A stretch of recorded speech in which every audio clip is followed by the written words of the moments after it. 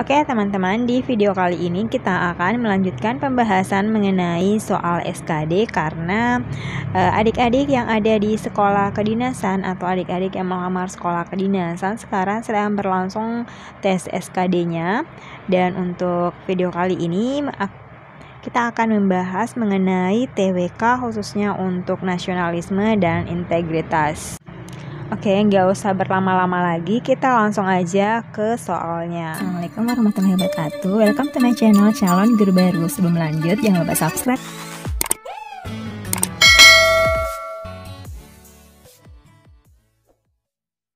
Soal nomor 1, munculnya gaya hidup konsumtif dan selalu mengkonsumsi barang-barang dari luar negeri merupakan salah satu contoh ancaman nirmiliter di bidang apakah A. Ideologi, B. Gaya hidup, C. Ekonomi, D. Sosial budaya, atau yang E. Politik. Nah, jawaban yang tepat untuk soal nomor 1 tentu saja adalah yang D. Sosial budaya.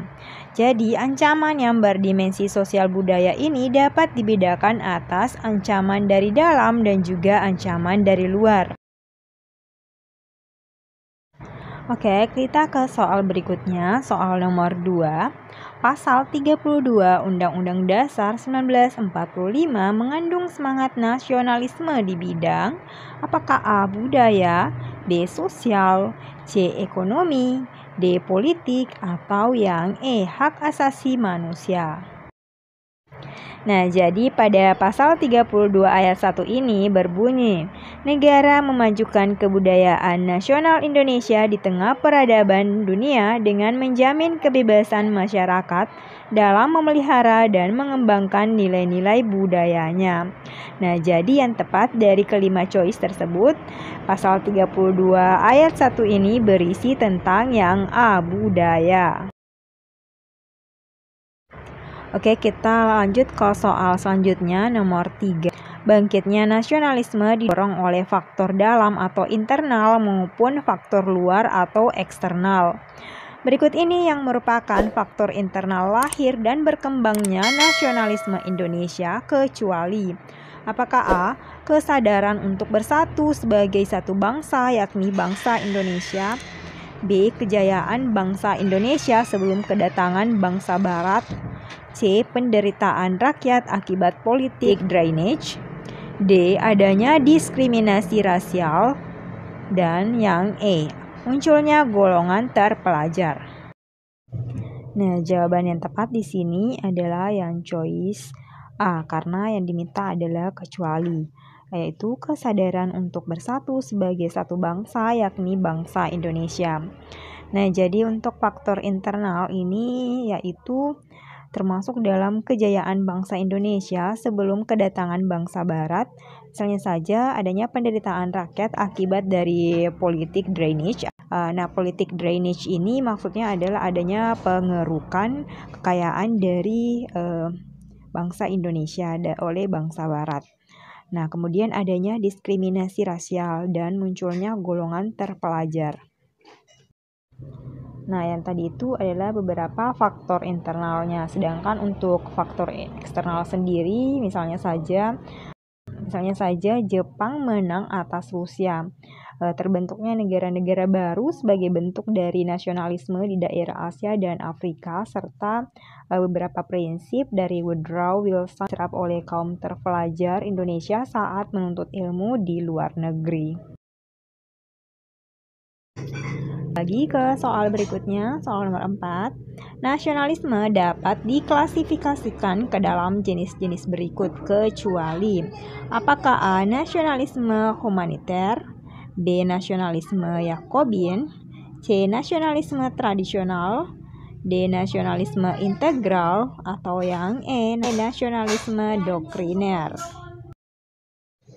Nah, jadi nasionalisme itu terbagi atas 5 jenis, yaitu nasionalisme humaniter, nasionalisme Yakobin, nasionalisme tradisional, nasionalisme liberal, dan nasionalisme integral. Jadi jawaban yang tepat di sini tentu saja adalah yang E, kecuali nasionalisme doktriner.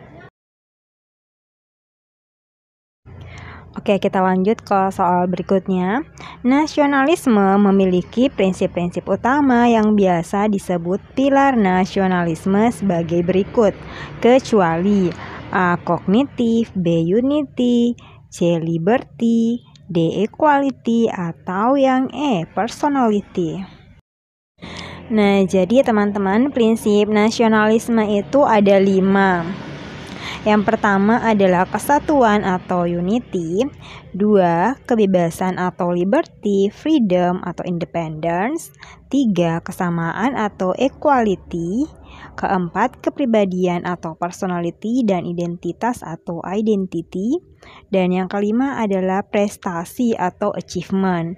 Jadi jawaban yang tepat di sini adalah yang A.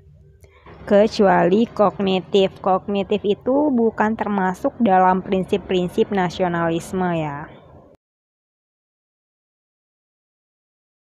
Oke, kita lanjut ke soal selanjutnya, yaitu komponen utama sistem integritas meliputi hal-hal berikut ini, kecuali apakah A. Kode etik dan perilaku, B. Pengukuran kinerja, C. Pengumuman harta kekayaan, D. Internalisasi integritas, atau choice yang E.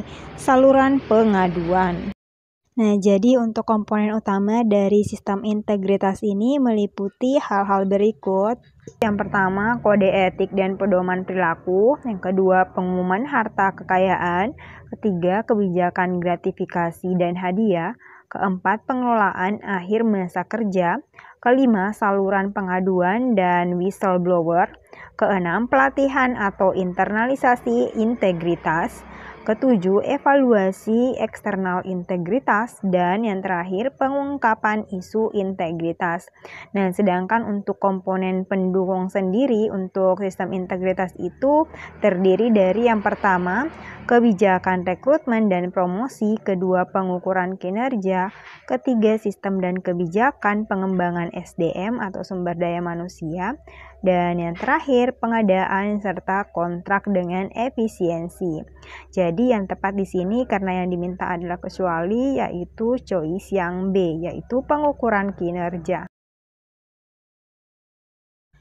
Oke, kita ke soal berikut.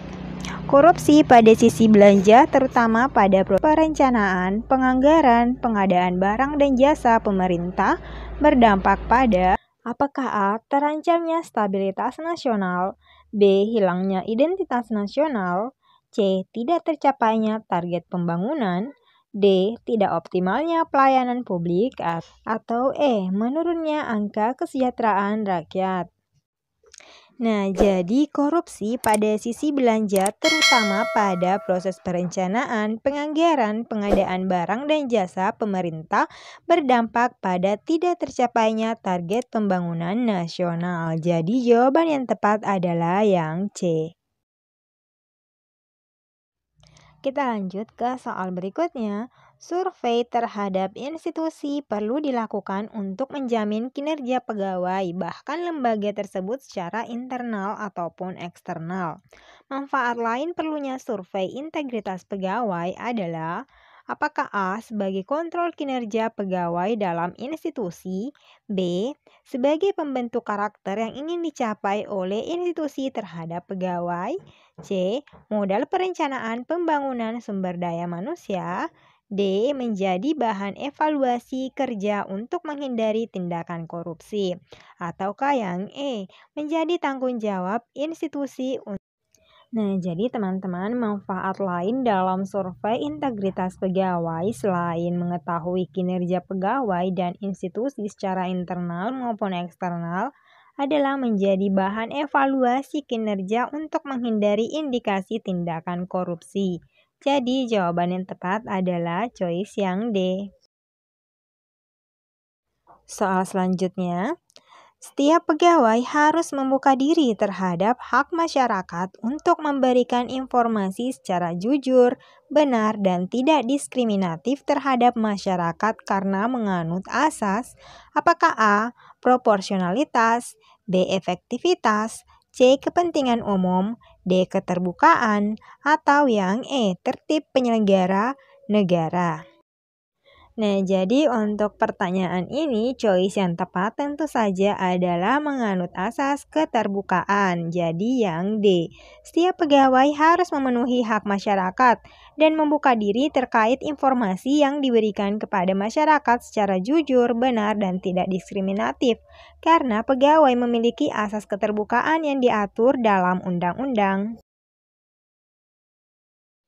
Soal selanjutnya, sikap yang mencerminkan kesatuan antara pengetahuan, perkataan, dan perilaku dikenal sebagai apakah A. Jujur, B. Disiplin, C. Tanggung jawab, D. Adil, atau yang E. Berani.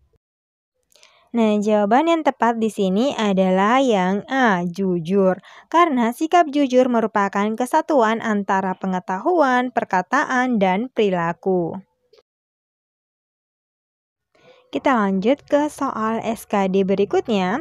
Selain sebagai pelaksana kebijakan publik dan pelayan publik, fungsi lain dari aparatur sipil negara adalah apakah A. Perekat dan pemersatu bangsa, B. Penjaga kedaulatan bangsa, C. Bersikap adil bagi seluruh rakyat, D. Pembentuk strategi nasional, atau yang E. Pelaksana kedaulatan rakyat.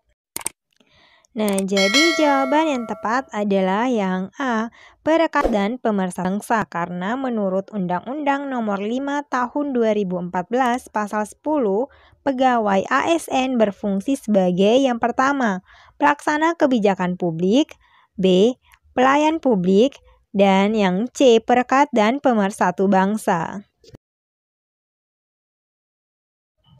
Lanjut ke soal berikutnya. Pertahanan negara disusun berdasarkan prinsip-prinsip berikut kecuali apakah A. Demokrasi, B. Hak asasi manusia, C. Ketuhanan, D. Kesejahteraan umum, atau yang E. Lingkungan hidup. Nah, jadi teman-teman, menurut Undang-Undang Republik Indonesia Nomor 3 Tahun 2002 tentang Pertahanan Negara mengatakan bahwa usaha pertahanan negara dilaksanakan dengan membangun, memelihara, mengembangkan, dan menggunakan kekuatan pertahanan negara berdasarkan dengan prinsip-prinsip demokrasi, hak asasi manusia, kesejahteraan umum, lingkungan hidup, ketentuan hukum nasional, hukum internasional, dan kebiasaan internasional, serta prinsip hidup berdampingan secara damai. Nah, yang tepat di sini tentu saja berarti adalah yang C, ketuhanan. Karena ketuhanan bukan merupakan prinsip-prinsip dari pertahanan negara, karena yang diminta dari soal adalah memang kecuali ya. Oke, sekian video untuk hari ini. Thank you for watching. Jangan lupa subscribe, like, comment, and share. Assalamualaikum warahmatullahi wabarakatuh.